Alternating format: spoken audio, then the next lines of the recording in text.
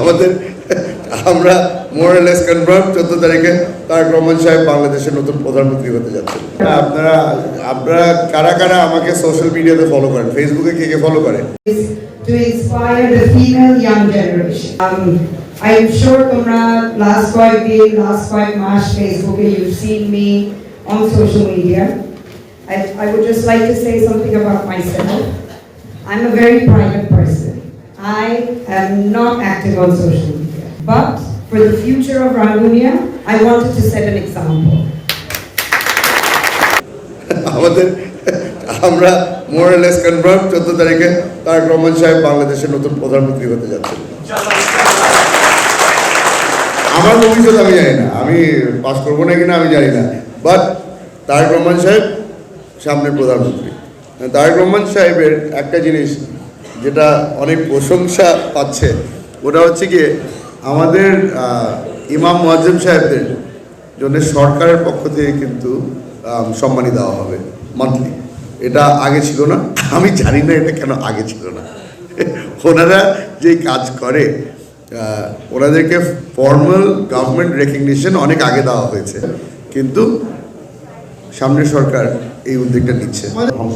আমরা জেনুইনলি ধ্বংস হয়ে যাবে। আপনাদের এখানে একটা প্রশ্ন বারবার করে আছে, এখানে আমার প্ল্যান, আমাদের চেয়ারম্যান সাহেব আমার মাই বস উনি এসে বলেছে I have a plan, we have a plan. ওনার প্ল্যানটা ইজ ন্যাশনাল, উনি পুরো বাংলাদেশ থেকে চিন্তা করছে। আই এম সো গ্ল্যাড যে আমার রেসপন্সিবিলিটি এত বড় না, আমার রেসপন্সিবিলিটি ইজ রাঙ্গুনিয়া। আর রাঙ্গুনিয়ার জন্য I have a dream, I have a vision. আর ভিশনটা অনেকজনের হয়তো পছন্দ হতে পারে, অনেকজনের নাও হতে পারে, বাট একটা রাস্তা ওপেন আপ করতে হবে। আমি আপনাদের সামনে রাঙ্গুনিয়া ইপিজেডটাকে নিগেট করে দিয়েছি, হবে তখন আমাদের ইনফ্রাস্ট্রাকচার ডেভেলপ হবে, ওটার জন্য অপেক্ষা করতে হবে। বর্তমানে আমাদের কি আছে, বর্তমানে আমাদের এমন কি ইউনিক জিনিস আছে যেটা অন্য কোথাও নেই। এখানে দেখা ছিল টুরিস্ট হাব, রাঙামাটি যেতে চান, বান্দরবন যেতে চান, কাপ্তাই যেতে চান, যেখানে খুশি সেখানে যেতে চান, আপনার যেতে হবে রাঙ্গুনিয়ার উপর দিয়ে। And Rangunia has a lot to offer. আমাদের ইকো পার্ক দেখেছেন, নাম তো শুনেছেন, শেখ রাসেল ইকো পার্ক ছিল এর আগে, এবং বর্তমানে বোধ হয় জাস্ট ইকো পার্ক থেকে আমরা ইকো পার্ক এভিয়ারির মধ্যে যে পাখি ছিল পাঁচে খাঁচা খুলে দেওয়া হয়েছে, সব পাখি উড়ে গেছে। এখন ওখানে কিছু মাকাও এনে রেখেছে, 16-17টা মাকাও আছে। আমি আজকে ওখানে গিয়েছিলাম জাস্ট দেখার জন্য। এই ইকো পার্কে ইকো কোন দিকে আর পার্ক কোন দিকে আমি এখন খুঁজে পাইনি। এখানে একটা সাকসেসফুল সাফারি পার্ক খুলতে পারে, যত ট্যুরিস্ট কাপ্তাই যেতে চায়, বান্দরবন যেতে চায়, রাঙামাটি যেতে চায়, এখানে এসে সাফারি পার্কে যাবে। Confirm, confirm. That is creating new business, new jobs, and it is eco friendly. আপনার বাংলাদেশের মধ্যে যতই গাছ লাগান না কেন, এত বিশাল, এটা 550 একর বলে ইকো পার্ক, 550 একরের মধ্যে আপনি যদি টোটালি বন্ধ করে দেন, এখানে কোনো বিক্রি হতে পারবে না জীবনে, আপনি ইকোনমি, আপনার এনভায়রনমেন্ট আপনি সেভ করছেন। That is my plan.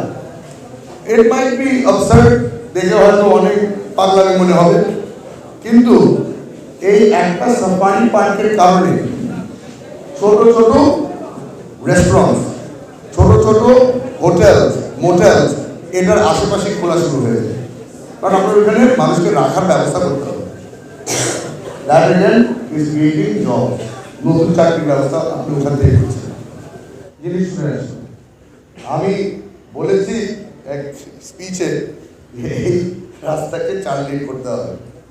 কারণ আমার আরেকটা অপোজিং দল খুব পছন্দ করে, আমি যাই বলি একটু বাড়াই ফেলে। আমি বলেছি 4 লেন করতে হবে, ইমিডিয়েটলি নেক্সট ডে বলেছে 6 লেন করতে হবে। আমার মাথার উপর দিয়ে যাবে, কই যাবে 6 লেন নিয়ে? 4 লেন বানাইতে পারতেছি না, উনি 6 লেন বানাই দেবেন, ঠিক আছে? উনি যদি পারে 6 লেন বানাতে, আলহামদুলিল্লাহ, I will support him. However যেটা বর্তমানে লাগবে, আমাদের এই রাস্তাটাকে 4 লেন করতে হবে। আমি coming back to owner immediately প্রতিটা ইউনিয়নের মধ্যে, প্রতিটা ওয়ার্ডের মধ্যে তো হাসপাতাল বানিয়ে দিতে পারবো না, ইটস নট ফিজিবল। কিন্তু যেটা আমরা করতে পারি, বেসিক মেডিকেল ট্রেনিং আলা মানুষ যদি প্রতিটা ওয়ার্ডের মধ্যে থাকে না,